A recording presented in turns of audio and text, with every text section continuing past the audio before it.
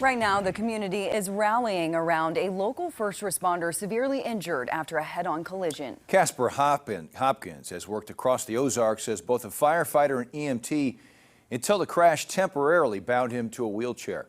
Color 10's Ashley Eddy's live at the Elks Lodge in Forsyth tonight, where a fundraiser will take place this weekend. Ashley?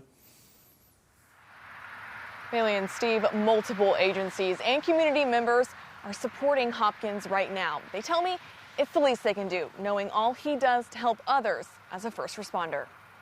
By grace of God, he's still with us, and he realizes that as well. Casper Hopkins was on his way home from work as an EMT when everything changed. And unfortunately, someone made up some bad judgment in passing and went into his lane and hit him head on. Forsyth Fire Chief Nathan Bowers says he first met Hopkins years ago when Hopkins started his career as a volunteer with the department.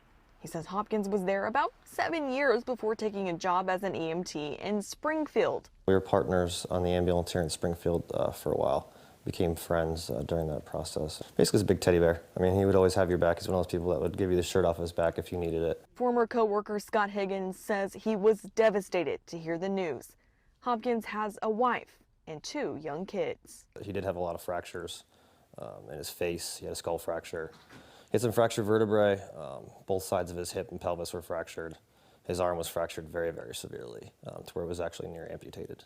Hopkins is now out of the hospital, but has a long road ahead of him in recovery. They're going to have to do some stuff at their home to be able to make it compliant to a wheelchair, because he will be bound into a wheelchair for at least 12 weeks or longer, depending on therapy. It's the reason why the community is holding a pancake fundraiser Saturday morning in Forsyth. Can we, as a city, get together and do a fundraiser for him? And the answer is yes. There was no question about whether or not we were going to do this for him. One of the most important things about living in a small town is that we might not know each other, but we all support each other.